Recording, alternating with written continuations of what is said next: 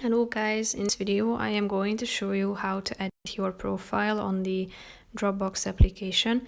But first I just want to mention, don't forget to subscribe to my channel, because at 10,000 subscribers I am going to show you my whole YouTube revenue statistics and growth strategy, how to make money online. So let's jump into it.